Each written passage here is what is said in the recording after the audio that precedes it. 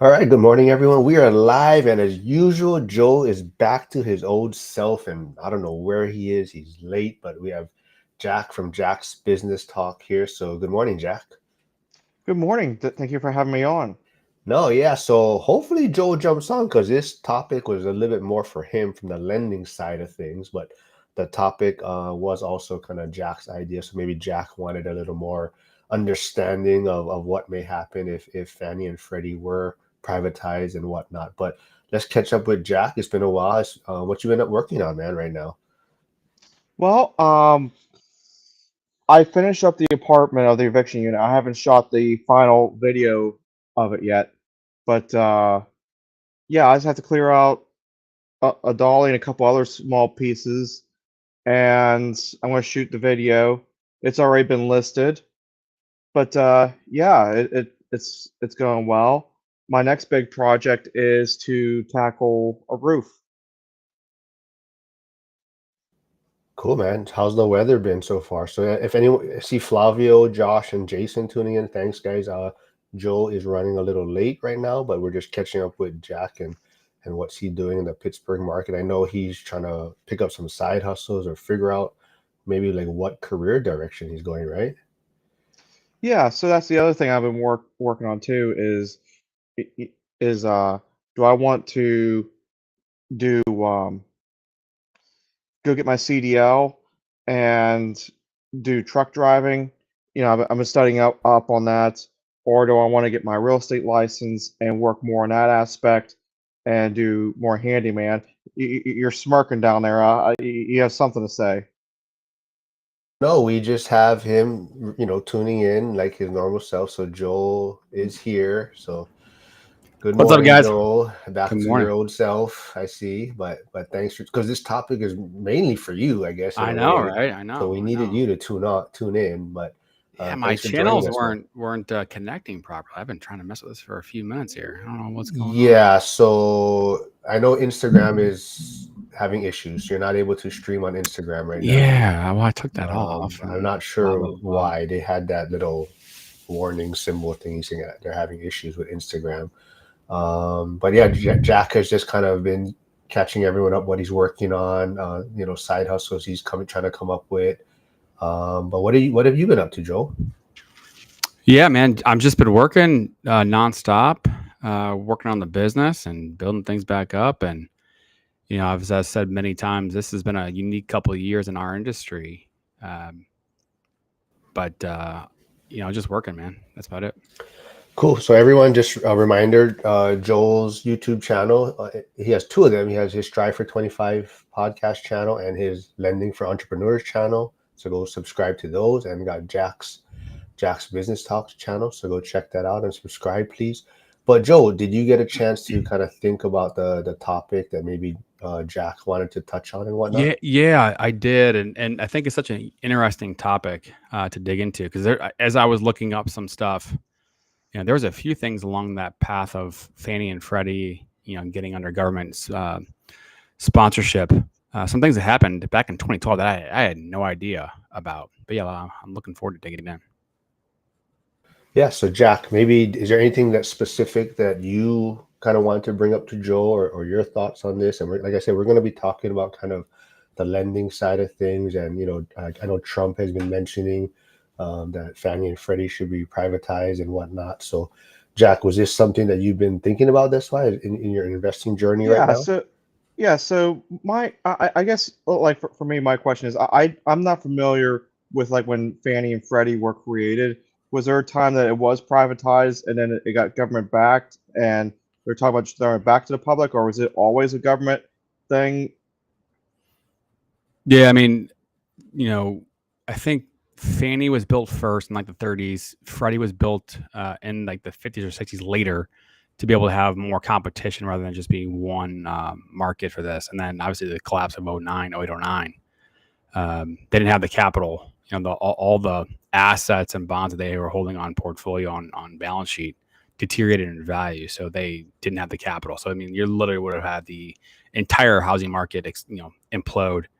So Fed injected 200 billion, and again, I only know this because I just looked it up. Injected $200 billion of capital into Fannie and Freddie, and then basically took it under their own conservatorship. So they because again, like these are public companies that have shareholders. So if they would have gone belly up, all the shareholders would have lost all their investment. The government comes in and they inject capital, take it over, and then there were some agreements that were made.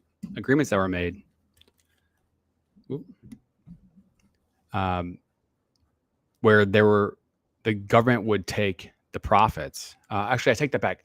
The government was going to be earning 10% of return on their money. And at the time, from 2009 to 2012, the Fannie Freddie revenues didn't have enough money in revenue to be able to pay back the 10% each year. So they were borrowing money to be able to pay back the full 10%.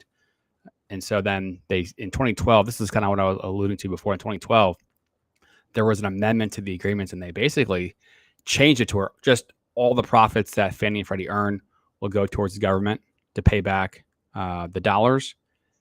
And so as of 2012, 2013, as all that stuff was happening, Fannie and Freddie then started making profits. And so as we fast forward the clock to today, all the profit that Fannie and Freddie have made has gone to the government. And so I think I remember seeing, so the government injected $200 billion in capital, and I think Fannie and Freddie together have paid back $300 billion total. And so right now, Fannie and Freddie, if they want to go public, they can't because they have no capital that they've been able to, keep under their own umbrella. So I'm going to stop there. Jack, does that kind of help you get a better understanding of the situation and maybe lead to your next question, or what else Joel can help you with as far as how you're thinking of navigating the situation if it was to be privatized? Yes, Joe did a good job at explaining that. And like I said, I was just I wasn't sure if it was ever public and it went private, because right in that time frame that Joe was talking about, was at the same time as I was graduating high school, so I wasn't really paying a whole lot of attention to everything that's going on. And with different things that are going on in my life, I really couldn't focus on all that kind of stuff. But so what was it like when it was privatized? Was like the interest rates compared to before and after? Did they really see any difference, or after it got stabilized, or? Yeah, rates didn't really change much. Doing some research on this, because one of the things that popped up in research was, okay, if Fannie and Freddie right now go public, right? They have to go. They go public, do an IPO, raise capital.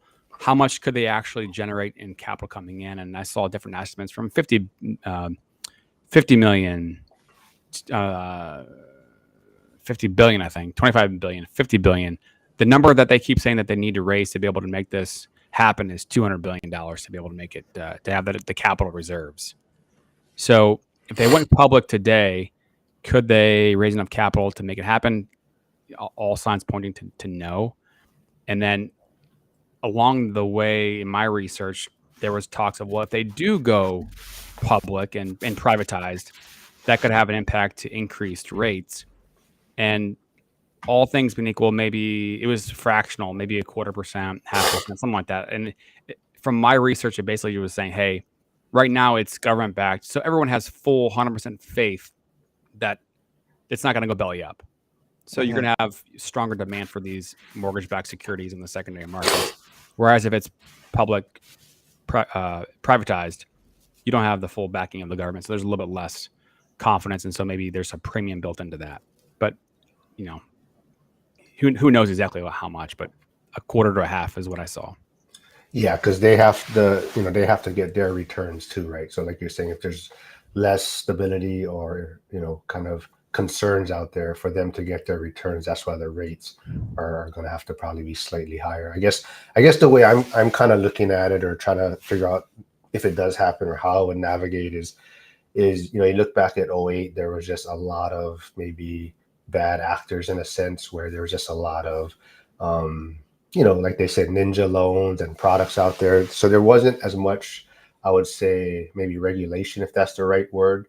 So if it does privatize, you're probably going to get a lot more people in the market or competition, or companies coming out figuring they can provide something to this market, and you're going to have more, I guess, in a way, predators in a sense. So it could be a harmful situation for people that aren't maybe knowledgeable in the sense of what they're doing, in a sense, as far as purchasing a property or going through the mortgage process and whatnot. So I think from that sense, it like Joe was talking about, just a lot of uncertainty, but it's also going to allow for possibly a lot of the same similarities of 2008, where you're going to have products that are out there that could be deemed predatory in some extent, right? If you don't know that the rate is going to readjust in 2 years, right, and you're entering at a very low rate, and then all of a sudden 2 years later it changes, right? If you're someone new to investing or to real estate, you may not be familiar with that, right? So I just think that it's going to allow some opportunities in a sense. So especially if you are investing already, you're going to have some ways to navigate that. But I'm looking at it more from, do I want to be more liquid and try to do more cash purchases, right? And from that stance, because if I'm a seller and someone offers me cash now, then I know, to me that offer is going to stand out even more to some extent. So that's what I'm trying to figure out as far as how I'm going to navigate things.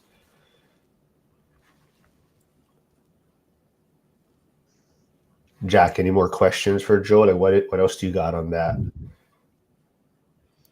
Not so much on the Fannie and Freddie topic, but something else I was wondering. So, like on the backside, when you're looking at mortgages and evaluating someone, what is it that you as a lender is looking at? So the number one thing is that when we run a file through our automated underwriting system, AUS, the number one thing is it's either going to give us an electronic approval or it's not, right? So the system is set up with a blueprint that it's looking for to get somebody approved. And then there's also exceptions to that rule. If you don't get the electronic approval, there's what's called a manual underwrite that you can do on certain loans, like an FHA or VA loan. They're going to look at compensating factors. But a couple of rules of thumb when it comes to, say, conventional loan, you want your front end ratio, which is your mortgage payment is divided by your monthly housing payment, right? So if your mortgage payment is $1,000 and your gross income is $4,000, your front end ratio is going to be 25%. Your rule of thumb is you want that to be under 45%. Your back end ratio, all of your payments, you're capped at 50%. FHA is going to be more flexible. You can go up to 56.9% on the back end ratio. And VA is even more flexible. And that's a whole different story. So there's these parameters that we as a lender are going to be looking at. And so then you have all these other gray areas and exceptions and work history and commissions and income and, late payments and different things like that. So there's a lot of gray area that comes in. But those are just like a couple of the basics.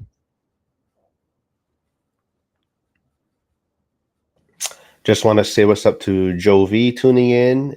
Big Val looks like he's tuning in from either Jack or Joe's channel if they paired it. But good morning, Val.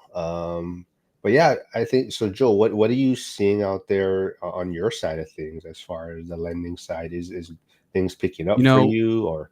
This is what's so interesting is that, and this is a deal that I saw in Florida where it came to me. They were under contract and the other lender couldn't get them approved. I was able to get them approved. However, there was something that popped up that, pushed us out of approval. And that seller is now 3 months under contract. I've only had the file for, a few weeks. That seller is still wanting to work with that buyer to get them to the finish line. Whereas a year or two ago, that seller would have taken their lumps, put it back on the market, and got a different buyer. Now you're seeing, I think, more desperate sellers in certain markets, whereas, buyers are, the demand's not there. So it's unique that I haven't seen in a while.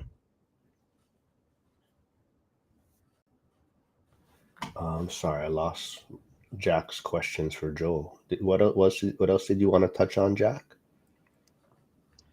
I guess another question is like for someone who's looking to try and become like the perfect applicant to come across your table, or the big things to do? So without having any background or knowing what the situation is, there's two things, and I've put a couple posts out there about this. That if you're looking to be able to acquire a rental property, the first question is how much money do you have available? Because once you have that amount, then you can back into a certain purchase price. Because you're talking, if you're doing a conventional loan, the standard is 20% down. You can do 15% down as well, except the rates are going to be higher. There's going to be PMI. So rule of thumb, 20% down. So let's say you got 50K that you want to work with. Let's say you allot a certain dollar amount of say 10K to closing costs. So really you got 40K to work with. So back out that money for down payment. So you're looking at, what is that, 200K times 20%, get you to your 40K. So rule number one is how much money do you have? If you know that number, then you can back into a price range that you can qualify for. And then two, the credit scores are going to be so important. You want to be over 720, 740 to really make sure that you're getting the best financing package, because you have to understand from a rate and risk standpoint, on a primary residence, you're going to be getting a certain level of pricing.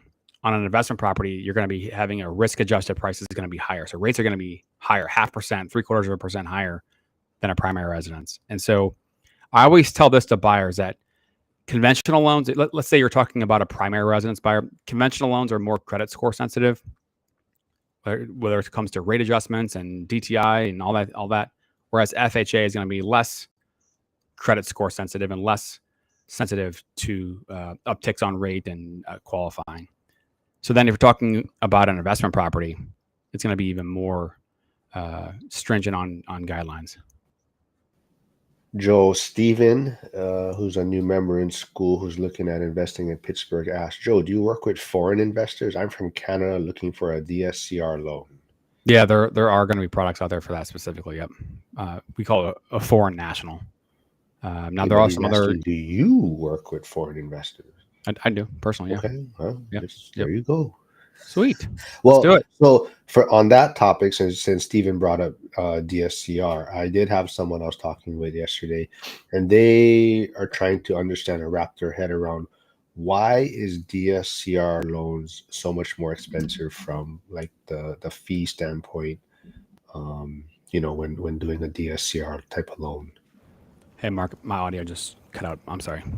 Why DSCR? What is more expensive to, I guess, compared to what? Primary residence or a regular, or even like a regular investment loan? Using your personal income statements and your tax return. Yeah. So why is a DSCR loan usually you're paying all these higher origination fees? Okay, so that's a great point, because when you're comparing two loan options, right, you could say, hey, at the same level of costs, this is the difference in rate, right? So let's say you've got a 7.75 DSCR loan with 2 points. You've got a 7.25 conventional loan that's a rental property. It's a 7.25 with 2 points. So you could compare it on rate. Okay, same cost structure, difference in rate. Or you could say, okay, well, my conventional loan's at 7.25 with 2 points. Can I get to a DSCR loan at 7.25 and maybe it costs 3 points? Well, there are caps on what you can charge. So there's a difference in cost. And again, that was a random example, may not be accurate. But there are different secondary markets, right? Your Fannie and Freddie conventional loans is going to a much bigger pool of secondary markets that are going to acquire these loans. Whereas DSCR loans, for example, is more of like a commercial loan. It's going to a different secondary market. A lot of that money is coming from institutions like Goldman Sachs, B of A, that kind of thing. So it's a different secondary market.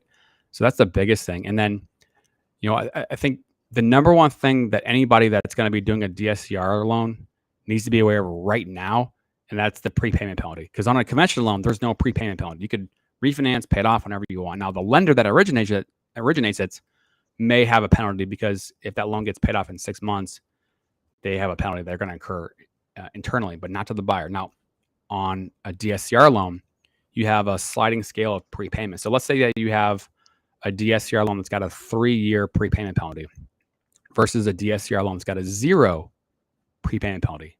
So the zero prepay is going to have a higher interest rate than a 3-year prepay. And that 3-year prepay means that, hey, if you pay off the loan within 3 years, you're going to have, let's say, a 3% prepayment penalty that's added back into your payoff when you close the loan. So either you sell it or you refinance. And so you're going to have a lower rate on that prepay loan. And again, you have a sliding scale, 3-year, 2-year, 1 year, et cetera. So it's a different secondary market. And I've seen a DSCR loan be very comparable to a conventional rental property before. It happens. So these things fluctuate all the time. So it's important to be able to compare, and also multiple options, right? Because you have different lenders that do different things. So, I'm a big proponent, especially if you're a real estate investor, you want to be talking to a couple different lenders to be able to really compare how they do things and price things out. So I want to say what's up. Good morning to Rad tuning in. So Rad, I also want to remind you to please tune in from my channel also, but you're coming in from someone else's channel that you're paired on, which is cool too. But you're either coming in from Jack or Joel's channel, but thanks for stopping by. He is a new member in school. Also, he is in Florida, but he bought his first property in Pittsburgh. So he used some of his Bitcoin proceeds and purchased something all cash. So that's pretty cool. But back to kind of Steven asking about the DSCR. So Joel, you're talking about prepayment penalties, and it's a fairly new thing. So I think I don't think it's that black and white yet. I think there's some gray area to it. But because Steven is looking at investing in Pennsylvania, and you were talking about prepayment penalties, but for Pennsylvania, there's kind of this. You're not. Yeah. So can you maybe touch on that about the prepayment for Pennsylvania? Yeah. So in the state of Pennsylvania, and I think there may be a few other ones where there's some state regulations that prevent a prepayment penalty on loans that are smaller than $250K. So what that means is that, hey, I'm a lender, I can't even show you a prepayment penalty option under $250K. So these are what the options would be with your 0 prepay. Rates are going to be higher. And actually, not that long ago, I had a comparison where we priced out the 0 prepay on DSCR, compared it to a conventional loan. And in this scenario, the rates were quite a bit lower. I think like 0.5% actually on the regular conventional loan, all things being equal. But at the same time, when you talk about DSCR, it's a different secondary market. So there are limits, right? Minimum loan limits. So some investors, some lenders have different loan limits. So one may be 150K at a certain investor. A different investor may be at 125K as a minimum loan limit, or 100K. 100K is the typical minimum loan amount for DSCR. Now, I do have a contact that I broker some deals out to that can go down to 65K, but it's very, very few and far between.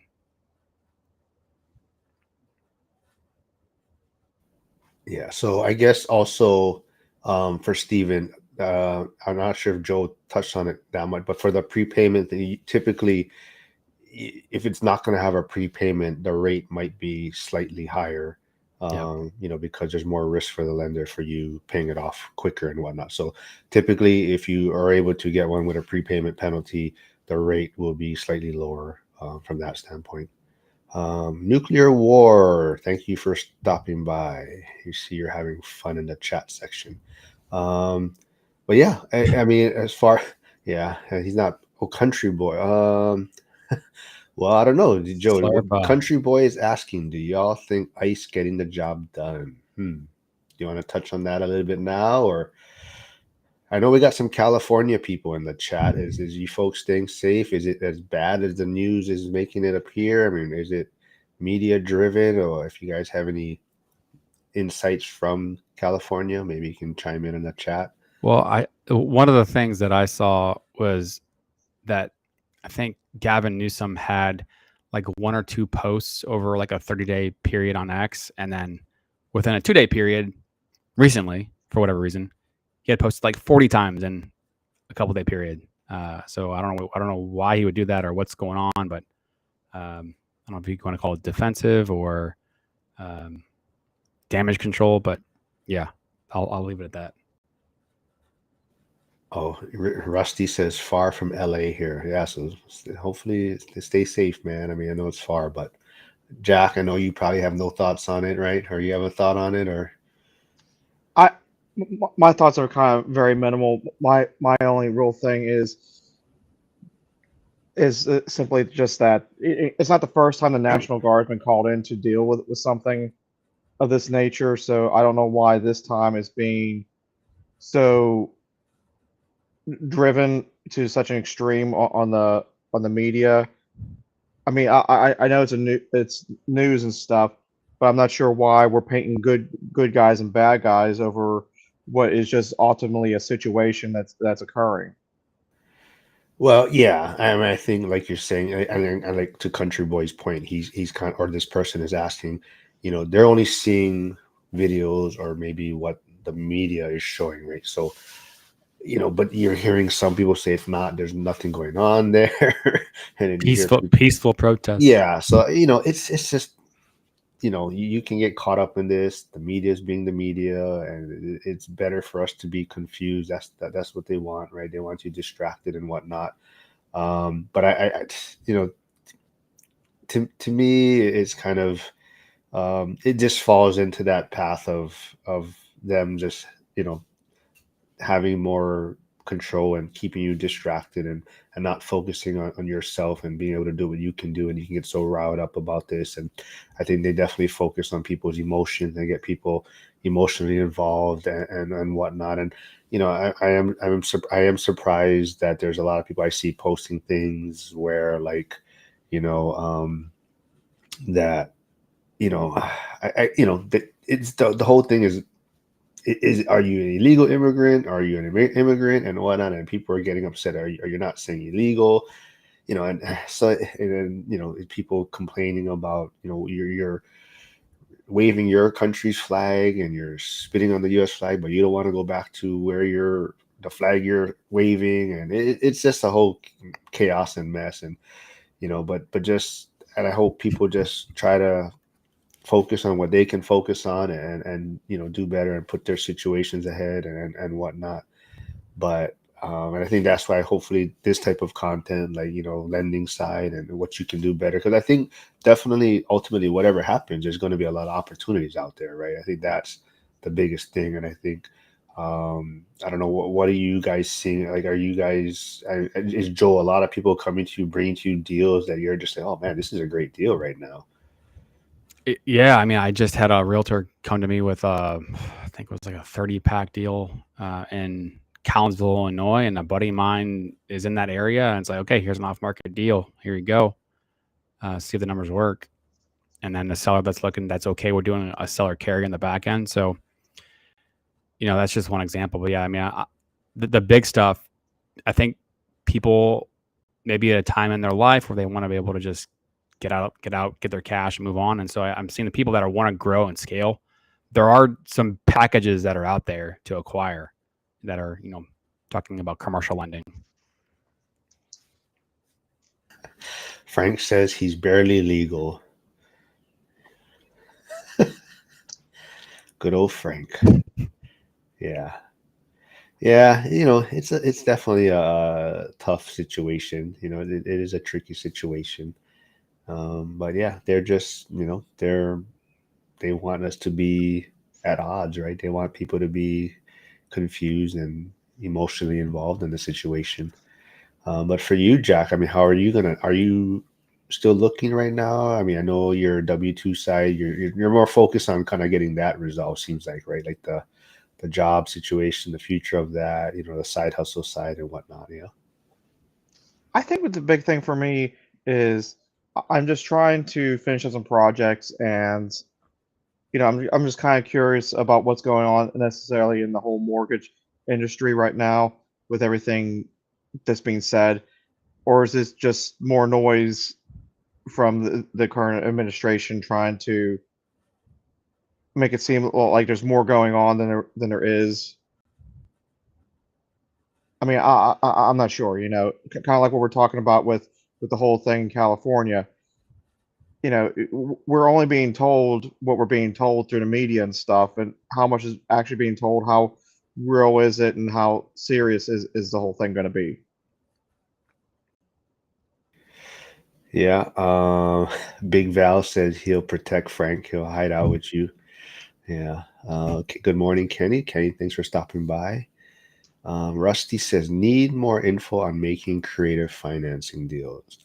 So do you think, Joe, in the kind of environment that we're in now, do you see a lot of people going down that creative finance path right now, like trying to figure out how to make deals work and figure out opportunities out there or whatnot? I definitely do. You still have this gap between, people who are selling that have this 2021 vibe of what they want to get for their properties. And then so that's one of the reasons why you're seeing properties that are sitting on the market longer. And you got buyers that are seeing the complete opposite. They want to be able to find a deal. You got higher rates, higher prices. It's hard to make a deal pencil. So what I'm seeing is the way to be able to merge those two together to find middle ground, to have a buyer and seller get on the same page. You got a seller that wants to be able to get a certain price. You got a buyer that wants to be able to get into a deal to pencil the numbers. And so if that seller wants a certain price, what I've seen is a seller carry on the back end. So you agree to a certain price, you get your financing terms. And so let's say that the financing terms, and this is a mobile home park deal that I was working on that didn't close, unfortunately, but $1.9 million. The commercial lender, we wanted them to put down 30%. The seller was willing to do a substantial seller carry of 20%. So the buyer was getting into the deal with 10% net.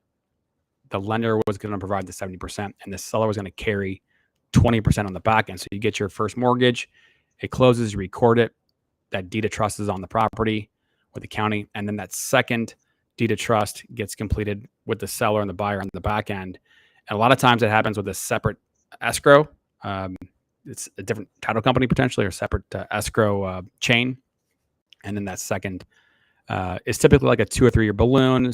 You agree on some type of terms like a 20-year AM or interest only and things like that. And then, if it's a 3-year balloon, then that buyer's got 3 years to be able to improve the property, generate more revenue, increase the NOI, get a better valuation to be able to then refinance or sell, and to be able to combine both pieces of financing.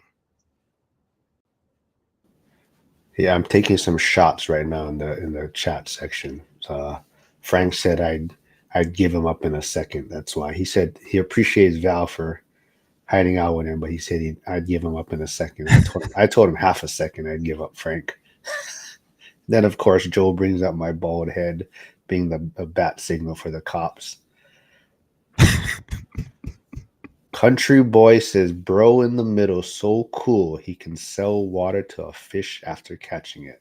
Talking about you, Joel. Well, country boy, I'll put in his own channels also in the chat. So if you haven't, you can also go subscribe to Joe and Jack's channels on YouTube also.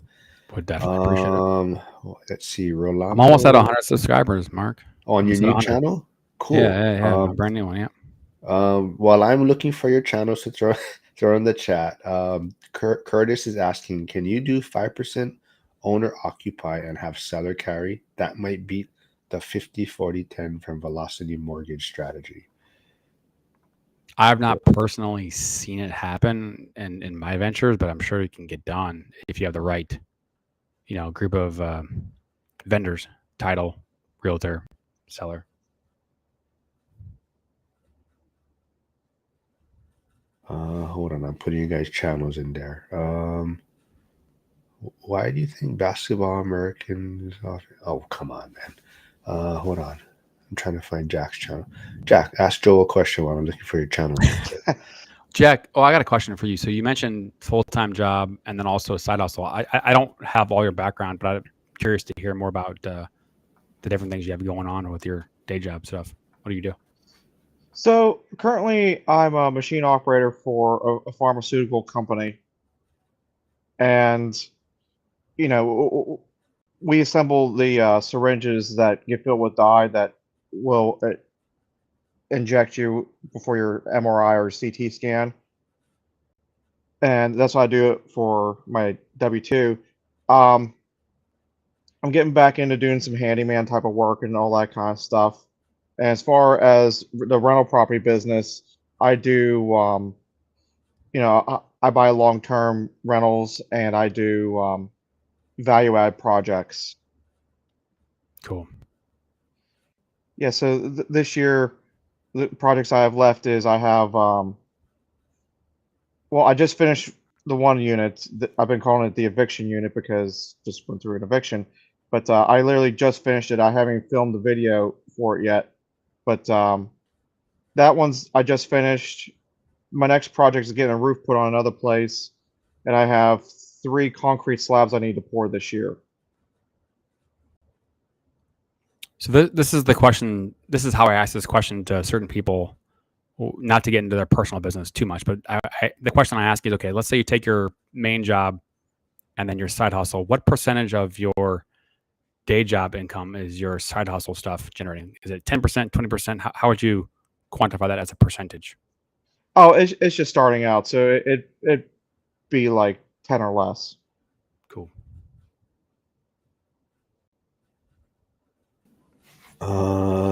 Flavio's making trouble in the chat. He says this stream is not for him and Frank. But Curtis says challenge accepted, Joel. I guess, and Jack, I'm not sure how much creative finance stuff you're looking to try and do, but I guess for me, I feel like I know for some, it is an option for a lot of people, and it's some ways to get in there or for them to get their first deal. And that's sometimes that's their only option, right? So I feel like, I get that side of it, but I'm not sure how much I would be in the sub 2 space and that type of creative finance. I lean more towards, if I'm going to do anything like that, the seller finance or the 50-40-10 is more what I'd be looking for. The sub 2 just feels like there's just so much that could go wrong for it, and that's just my take on it. Plus, also where me and Mark invest with the prices of the housing and stuff, I'm not sure how much seller financing you're going to get from like the residential side either. Yeah, it's going to be tough on a residential side. Well, unless so you're dealing with an that's investor. yeah. Well, that's my other take on it. Is kind of, if you're gonna get a seller finance deal, a lot of times you're gonna have deferred maintenance possibly, or there's gonna be, I don't know if issues is the right word, but you're taking on someone's property in a sense that they're willing to get rid of, or it's time for them to get rid of, in a sense. So, and I don't know if it's the right way of putting it, is taking on someone's headaches, but I see that as where you have to figure out, where you're at in your journey, and is it just about acquiring deals with that seller finance so that you can get the asset and at some point rehab it and get it up to where, value add to where you can reap the benefits.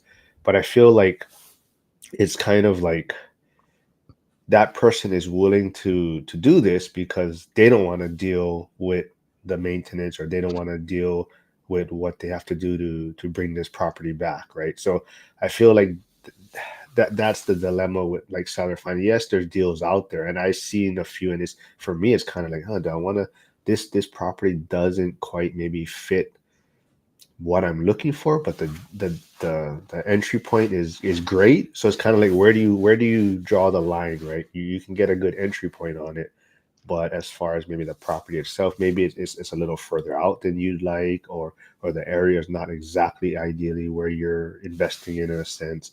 So that's where I'm coming at, where it's kind of like, usually if you find these seller finance deals, there's something associated with it, right? That you're going to have to decide if it's worth taking that on. To add on to that, there's 2 profiles, and again, I don't do a lot of it, but I see it from afar. And the 2 profiles that I see a lot of are the people who have no money, just want to get into the game, right? That person that's like, I just need to get in the game and figure it out, take that risk. Then you have the other side of it where it's like, you've got somebody that's got experience, they've got the cash reserves, and you go get into a property, put the money down, do the seller carry back, keep your cash. And let's say you want to do a renovation on the property, use your cash for the renovation, increase the value, and then come back and then redo financing to get rid of the second. So, I mean, you have two different profiles that, I see typically, maybe there is in between, but again, that's just not what I see. But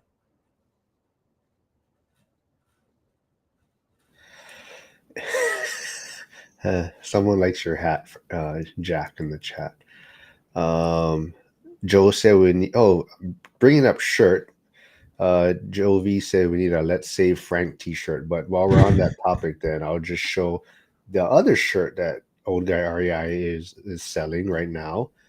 He is selling the ORAT shirt, which he's raising money to donate to the Blind Center where the ORAT event is at. So go check it out. The PayPal link is in the chat. So go help out Frank get rid of the inventory that he has so we can donate the money to the Blind Center. So Harrison says, yeah, agreed. Mark, Ohio Realtor, said sub 2 is a minefield and banks are going after all the folks who did it during the pandemic. So that is one issue, right? Curtis says instead of sub 2, do a lease option. That is, that's the one thing, right? There is a lot of ways to get creative in real estate. It's just a matter of how you want to approach it, right? In a sense, and lease option has its own kind of pitfalls to it too, right? I have a question for you, Mark. You've been an ORAT for over a year, maybe longer, 2 years. Who's the GOAT of the community? Who came from nothing, learned, and just like took the information and implemented and just crushed it? Definitely not Joe V, because he hasn't done shit. He just comes and makes trouble.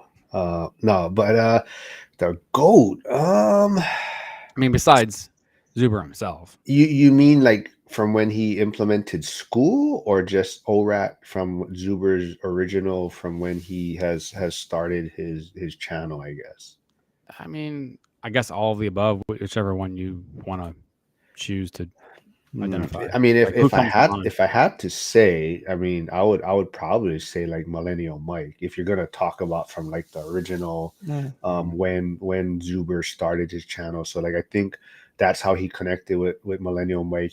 Millennial Mike was already trying to build like or share his journey on his YouTube side, and that's when Zuber kind of started at the same time. So Zuber saw this young guy trying to get on house. I think got his first property. That's how they connected, and from there they kind of, I think their journey has kind of followed each other, their path together along the whole building their brand and whatnot. And Millennial Mike is killing it right now. So I think if I had to go all the way back that far, I would probably say like Millennial Mike. And I would say probably Zuber looks at Millennial Mike as kind of like his own kid or little brother, or that's how I would look at it. Yeah. But does he have a day job?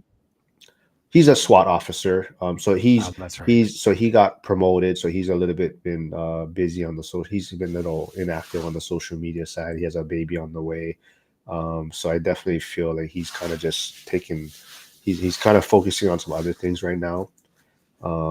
But as far, I mean, I guess other than that, I think Frank probably definitely Frank and Jack, probably definitely embody the community and what Zuber's trying to promote.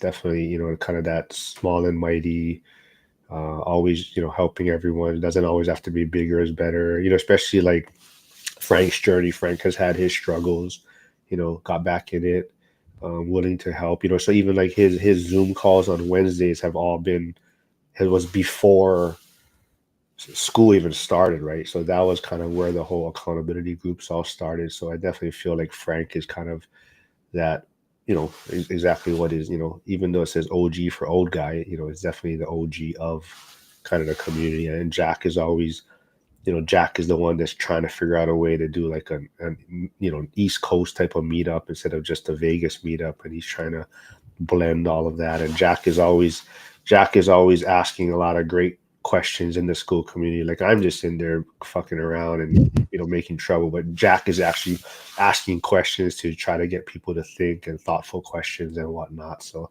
yeah, definitely like Jack and Frank are definitely two. And of course, Jen. She's in the chat, but Jen is like the behind the scenes kind of heartbeat of the community. She's always looking for guests to come on Zuber's channel and whatnot. Speaking of GOAT, have you guys seen this talk about Michael Beasley taking down LeBron one-on-one back when he was with the Miami Heat? Because Beasley and Lance Stevenson did a one-on-one and made like $100,000 and raised money or something like that. And Beasley is a legend when it comes to one-on-one. The stories go on, but there's talk that we lost Mark. There's talk that Michael Beasley, he was like a 12-point a game average guy, just a meager guy, but like top 2 or 3 pick overall. Yeah, but would dominate LeBron one-on-one. And people that talk about LeBron not being the GOAT reference this story a lot. That, well, yeah, I mean, I think there's, so that's Michael Beasley is awesome. Like if it was just basketball and you're just playing a pickup game and you're talking about a guy that's I think he was like 6'10", he could, he was like Kevin Durant in a sense, but a lefty, probably even more physical, could play inside, outside. But as you say, right, basketball it's not one-on-one, it's a 5-on-5 game, right? So I think there's a lot of guys out there that have come through that are great basketball players, but whether they can play as a team or whatnot, and definitely that's part of it. And even like Jordan's time, I mean, there was a lot of guys supposedly that were probably just as good from an athletic standpoint, but playing in as a team and whatnot, that takes a whole different element, right? So I'm not surprised. Michael Beasley was kind of a freakish guy, but a lot of his I think it was mental stuff after, right? It was that kind of a depression and whatnot, and he kind of got, I don't know if blackballed was the right word, but he kind of got kicked out of the league and whatnot.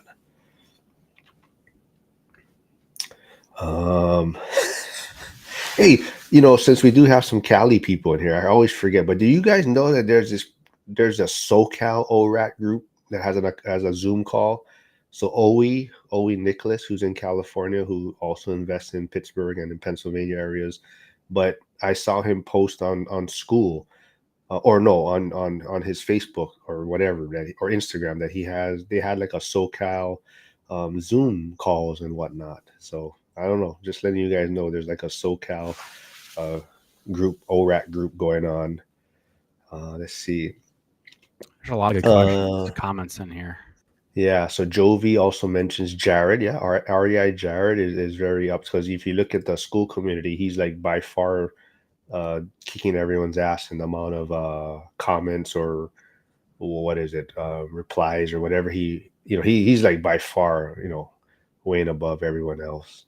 But Jared is doing a lot of cool stuff. So he does rent by the room in Arizona. He lives in Oregon, but he's killing it on the pad split model.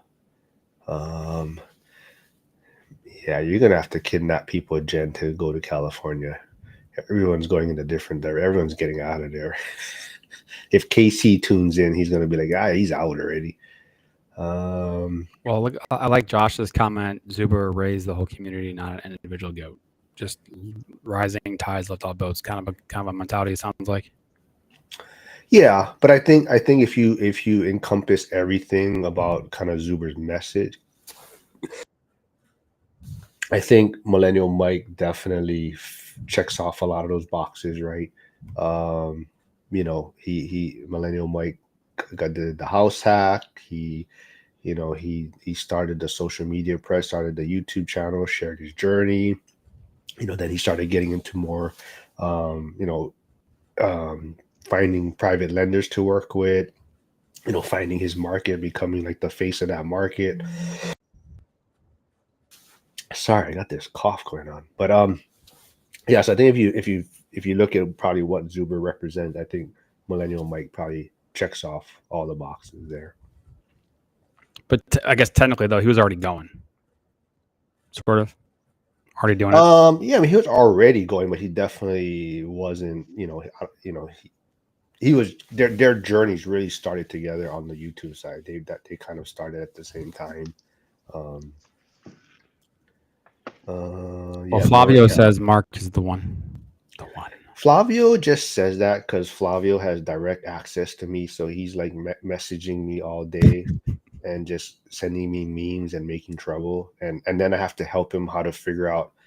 He doesn't, he's trying to figure out how do I figure out what time this is or something. So Flavio just likes that he has direct access to me. And half the time I'm like, Flavio, you're killing me, man. But Flavio's a good guy. Jason's comment, the goat of flipping is how I first read it. Then I did a double take. Oh, flopping. Okay, talking about LeBron. Gotcha. Oh yeah. So Jason's in Chicago, so I'm sure he's definitely a Jordan rules guy. Yep. Rusty says so many resources, strategies, networking opportunities, and ORAT. So like Rusty, for example, he brought Big Val over from a different community. So Rusty and Big Val were in a different, I think it was school. That's how they connected. And then Rusty was like, "Hey Val, you got to come check out this school side. Like, there's a lot going on here. There's a great community." And then Big Val checked it out, and Big Val, "Oh yeah, this is my people. Like, this is where I feel comfortable." And so Val loves it here. But yeah, so they were in another community, and then Rusty kind of, "Hey man, you got to come check out this other one." So but yeah, it's a good place. So we're still waiting for you, Joel, to join. But well, yeah. I gotta share something that I'm working on.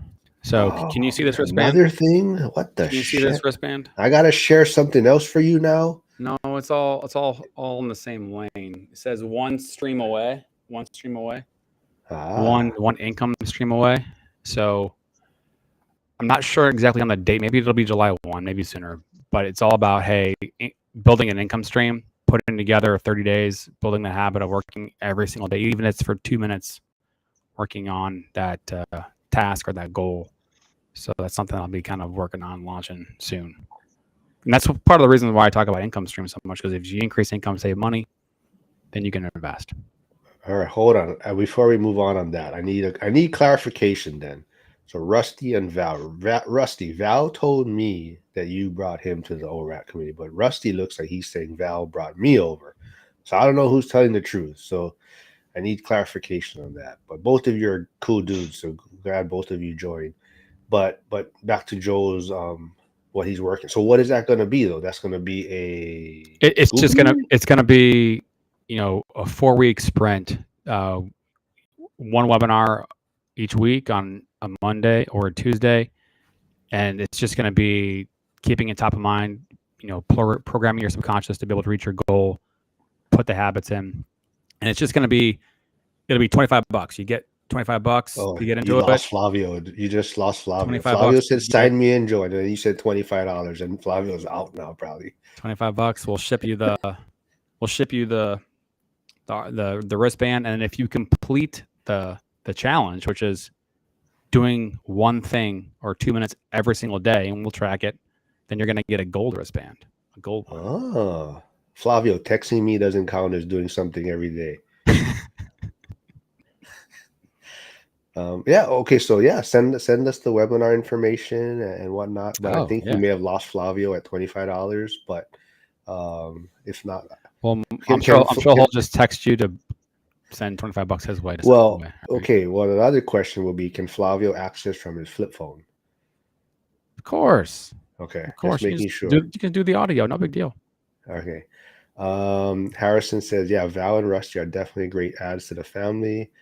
Yeah, Rusty says, "Yeah, thanks, Harrison."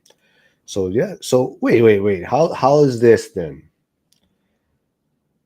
Pay $25 to join your webinar, and then you got to pay $20 to join school. That's fair. If you promote it on your channels, it's a great trade. Well, you know what? If you give me whatever information I need, I'll promote it. I don't have any you will. You would do that regardless. That's how good of a human you are. You are a badass. Because someone said you are the goat. You're the goat in making. Once again, here's Frank's PayPal link. I don't even know if Frank has the PayPal link, but here's Frank's PayPal link for the ORAT shirt if anyone hasn't bought it yet. And I don't worry, there's only one version of it. So Flavio thought he got the girls version, but um, don't worry, there's only a unisex version. Um, but yeah, we definitely got off topic, but I'm Oh, definitely excited for this year, next year. I think there's going to be a lot of opportunities out there. I think, but I think you touched on it, and hopefully Steven is still here. The biggest thing is, I think I even told Steven to talk to different lenders, right? You got to talk to a lot of bunch of lenders, and Joe, and stop it. just well, yeah, yes. I mean, definitely you work with people that you can trust, and is going to go out of their way to help, because there's some lenders out there that would just send you like a rate sheet, right? Like, oh yeah, this, right? But there's guys like Joel and other people that you can probably have a conversation with and get a better idea, right? Like, and then they can help you navigate through these situations, right? Oh, Frank, if you're still here, Steven is asking, do you ship to Canada for the shirt? I got you another one, Frank. But Flavio said he's saving up for his next house. Rusty and Katie are awesome. Yes. Yes. Um, I do want to throw something out there because inflation's coming down, it's low. There's talk of the Fed lowering rates, and if the Fed lowers rates significantly, let's just say over a period of months they lower the Fed funds rate by a full percent. Well, what's going to happen? You're going to have anybody that was on the fence of whatever they're going to do, whether it be buy a business, buy a rental, buy this. They're all going to be off the fence, getting into the game. It's going to be crazy. That's how I see it, and I don't see how rates aren't lower in 2026. So I'm curious, hearing Zuber continuing to talk about what is he? What's the verbiage he shows of the doomers, and the market's crashing. What's his take on rates, markets, dip, grow? yeah, he doesn't. His take is that he's been calling it for a while, and he's sticking by it that there's not going to be any rate cuts this year. That's his take on it.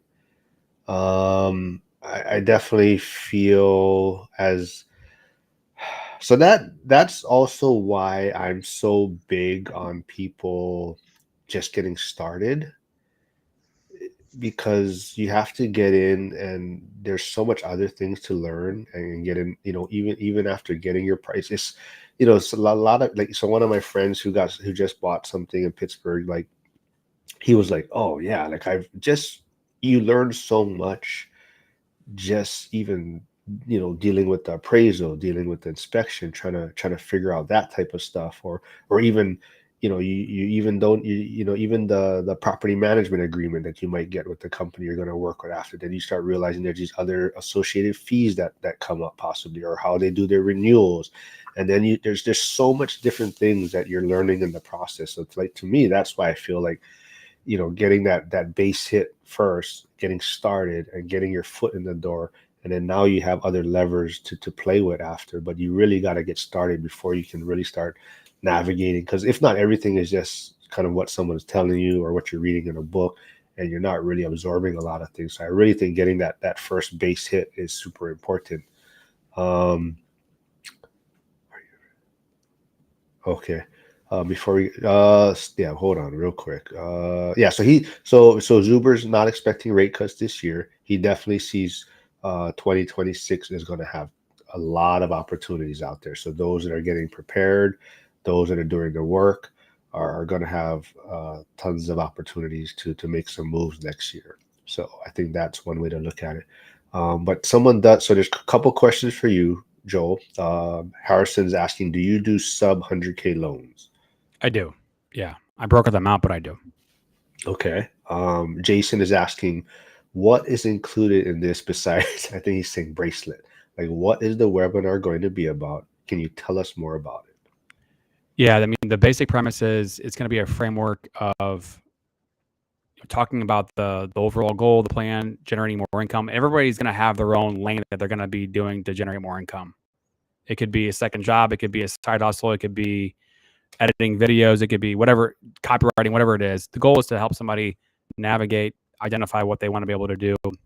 And then the biggest premise is talking about harnessing the power of the subconscious, reviewing your why, a couple action items every single day, tracking that and tracking the activities. And so at the end of the day, you're going to be tracking your own activities every day, and it's just going to be accountability. You know, it's $25, right? If you had a coaching program for a month, you may pay $500, $800 for coaching. This is just going to be a 30-day sprint. You know, weekly information, accountability, people just collaborating a little bit, and just talking about income streams and you know, tracking habits.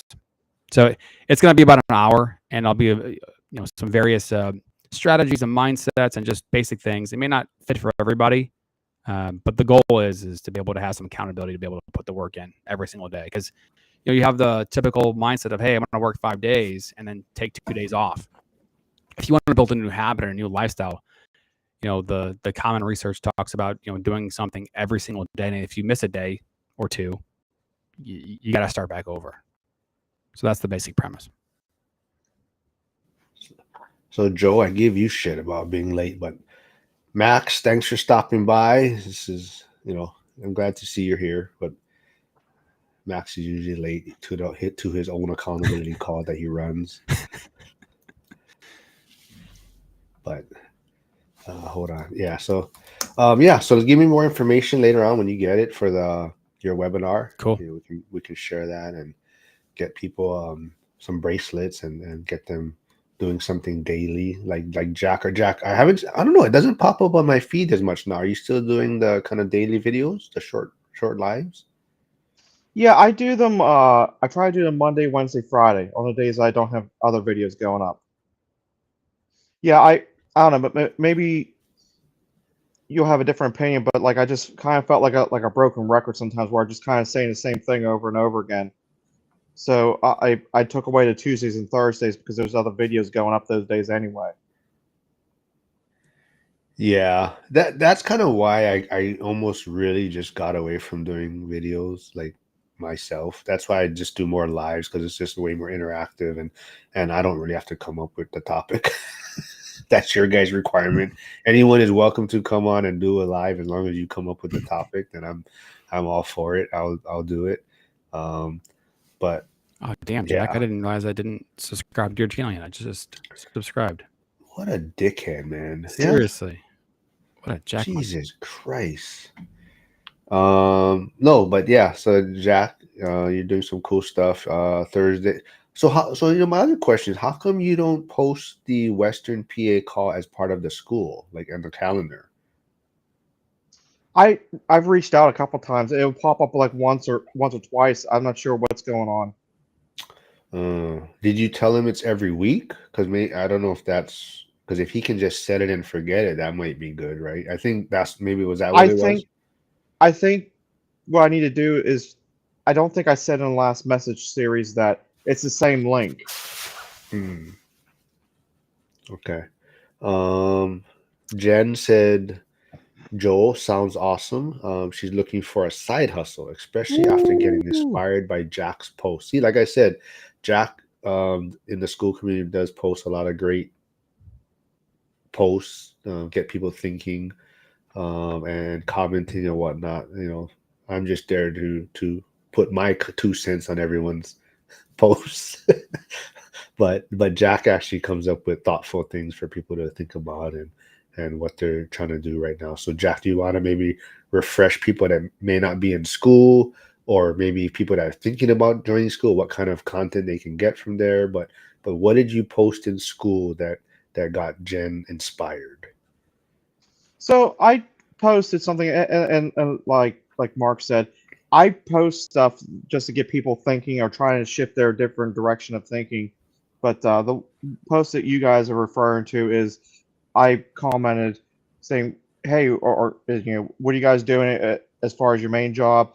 What are you doing as a side hustle on the side, trying to get money to go into more rental properties in a quicker state?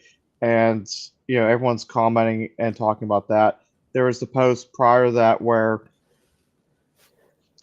you know, just different things that happen in life, I'll sometimes post and talk about. There was someone at work, I didn't really know him so much. I knew his wife outside of work, you know, and we would sometimes hang out sometimes. But she reached out to me to tell me that her husband passed away.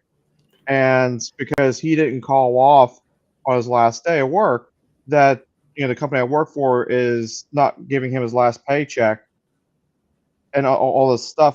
So I posted a comment about the thing about that being like, you still on the fence about doing real estate because your W-2 doesn't care about you. There he has job posted. He wasn't in the first day of the viewing. Wasn't even posted. So that's another comment I did. I just try to get people to think in different ways and challenge themselves.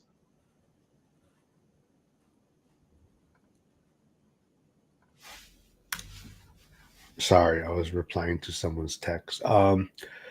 Let's see. Yes, Jen says she's thinking about selling bras, like the Frugal Gay. So Frugal Gay talked about that at the Zubers event. What are you laughing at, Joe? No, yeah. So I love him. He's hilarious. He's a good dude. Yeah, but she says, but Jen said it's kind of awkward to get her 7-year-old involved. Let's see. Joe V is asking for Joe's class. Can we use a side hustle we have started already? Absolutely. That's the whole point of this is just to increase income, whether it's existing or a brand new thing. To Jen's question about building something new, yeah, the whole point is just to be able to take it to the next level because people are going to be in different stages of their journey of their income streams. So it's just, hey, what can you do in the group to be able to take it to the next level? And then what I'll do is I was in the middle of a mini series called 100 Streams of Increasing Income, 100 Stories of Increasing Income.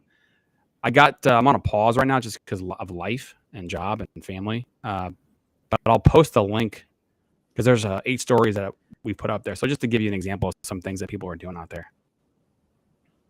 See, Harrison knows croc picks make big money. Yep. Yes. Yeah, croc. I didn't. Yeah, not cockpick. I said croc picks make big money.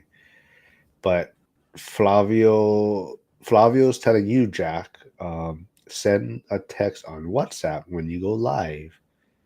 Because a lot of times Flavio's flip phone doesn't notify him, I think. So for the notification purposes. Joe V, have Mark text me the info, Joe. Yeah. Just give me the information and I'll share it or whatever. Yeah, I'll get that to you later this week. I do have something to share for a second. Sorry. No, go ahead, man. Well, speaking of February 2026, the next ORAT in Vegas, I've promised I would go before and I've fallen through, but I've got some bad news, man. My back is so messed. I have arthritis in my lower back, my SI joint. And something happened. I was playing basketball, hyperextended. I've been out of commission for a couple weeks now. So I've just been doing a bunch of rehab type of activities. So getting my back, my core, my glutes into good shape. So that way, whoever comes to ORAT will see me strike out the financial firefighter. Oh, so you are. So well, first I want to say is, how can you hurt yourself playing basketball when you play in slow motion? I mean, so if anyone the slower you go, the harder you fall. Joe didn't even know, but he shared himself playing basketball on like Instagram. I guess he hit the wrong button and he had this reel of him playing basketball. It was a story, I think. Or yeah, and I was like, why are you showing yourself in slow motion playing basketball? But anyways, how the hell you can get? You barely got off the ground when I saw you, and how did you hurt yourself?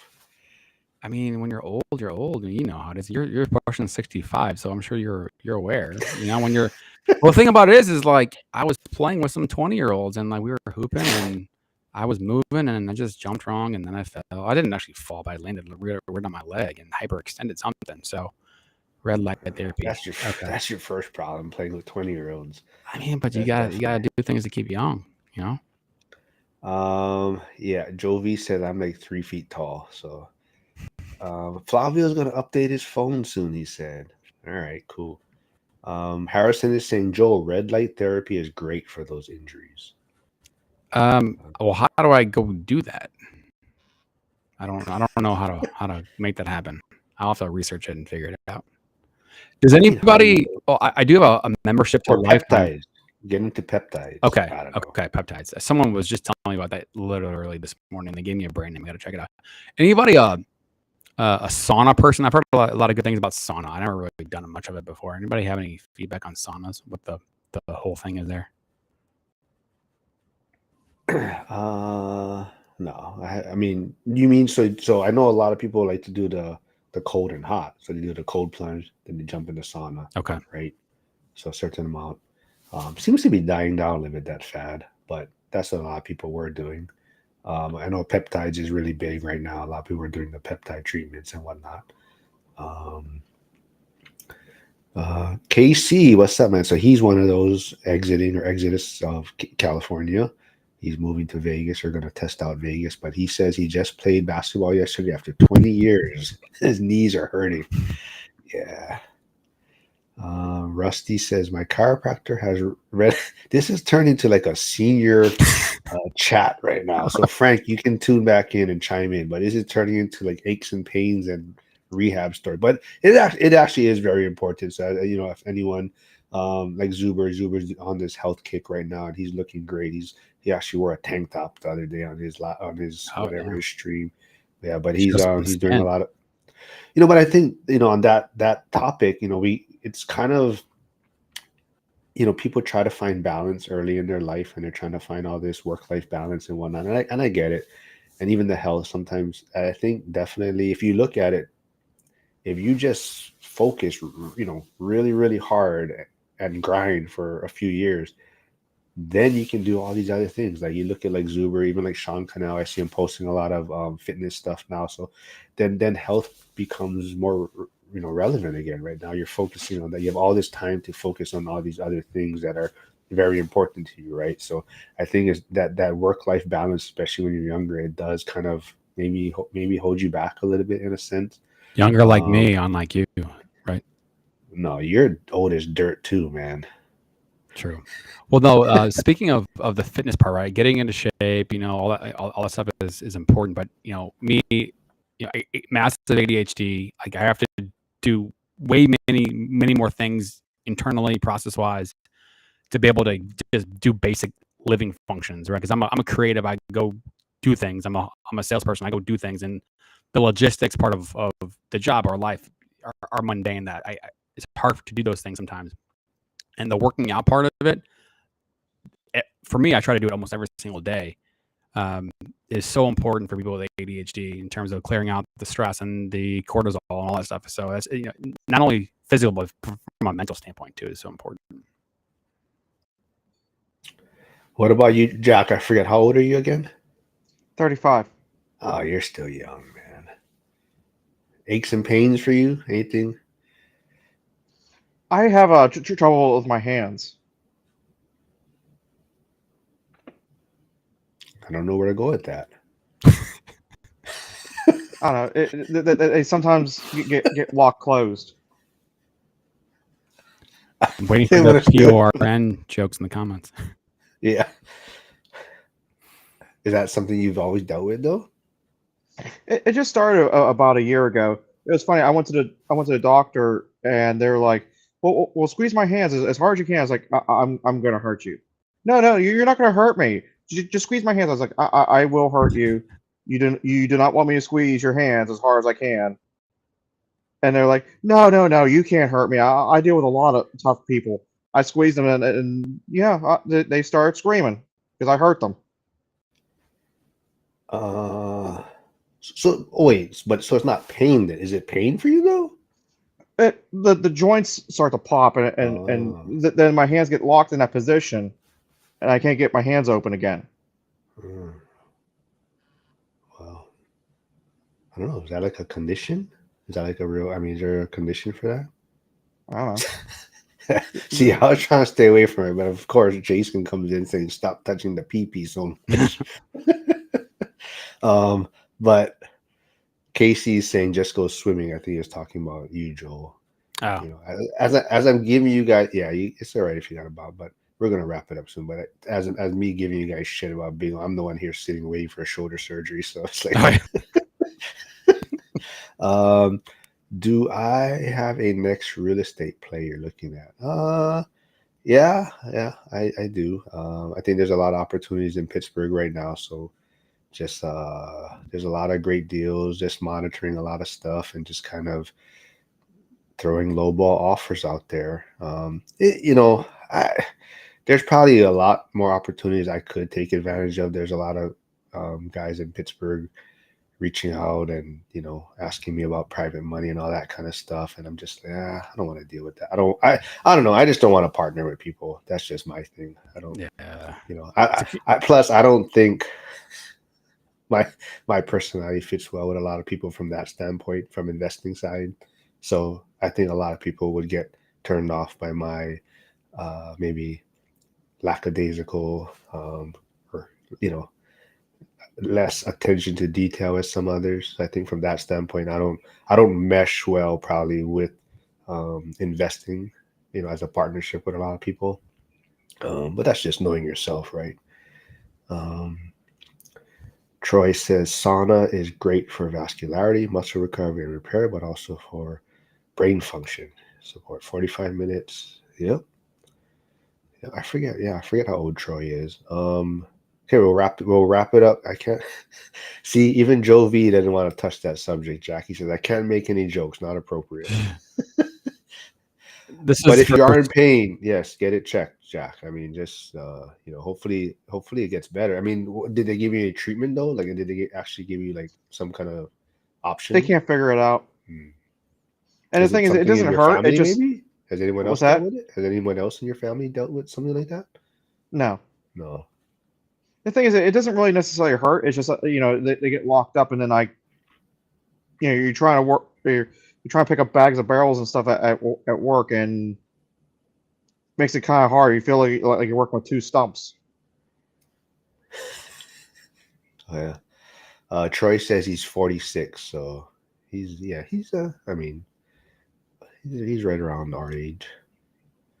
Flavio, we'll wrap it up with this one. Flavio says, Joe, in your seminar, people like me, no skills at all. Tell me, Flavio is a sleeper. Flavio, I know, is not telling us the full story on things, but Flavio says no skills at all. Is it fit? Is it a fit for him? Okay. 100%. Now, when you say sleeper, are you mean like a literal sleeper, like he likes to sleep a lot, or like he's going to surprise us, kind of a sleeper? Flavio is one of those guys that I know I'm going to meet at ORAT, and he's going to roll up in a private jet and he's going to have like this huge portfolio, and I'm going to be like, see, I knew it. You tell me you have a flip phone and shit and you can't speak English or whatever, but I know he's a sleeper. Mark, is your shoulder going to be in good shape enough for next February for our battle? Wait, what? You're pitching to me, right? Yeah. But you still got to be able to have enough strength to be able to swing. You're right-handed, aren't you? Yeah, I don't know. I'll be all right. I could bunt if not. Oh, Jesus. Maybe we need a T-shirt. We need a T-shirt for that. We need a T-shirt.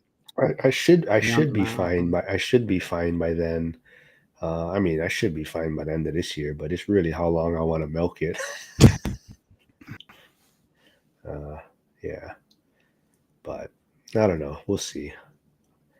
We'll see how much longer I want to do this fire stuff. But I don't know. Anything else you want to say, Jack, before we wrap things up? Hopefully you got some subscribers out of this. Apparently Joe didn't subscribe, so I know you got one subscriber out of this. Yeah, real time.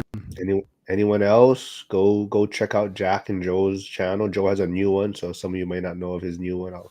But go subscribe. Like I said, I'll get more information from Joe on his webinar. Jack, I'm waiting for you to subscribe. I'm still at 97 subscribers, waiting for you. Oh, Jack, you got to subscribe to Joe's new channel. I'll give you 24 hours. Anything you want to say, Jack? No, I'm good. Thanks again for having me on. I really appreciate it. All right. Keep posting your great stuff in school so that you can inspire others and get people thinking. And and then Joe, like I said, man, just keep doing what you're doing. Send me your webinar information and see you in school soon, man. Yeah. Deal. And then everyone else, thanks for tuning in. I know we got a little off topic at the end, but that's kind of how it goes. But thanks for tuning in. Hopefully Joel was able to help you guys with some lending, and like I said, sounds like Steven's going to reach out to you, and Sweet. hopefully if you guys got questions, go reach out to Joel, and I'll see you folks. I'll actually be back tomorrow with Jeremy Taggart from Ooh, Pittsburgh. that's a good one. He's a stud. But yeah,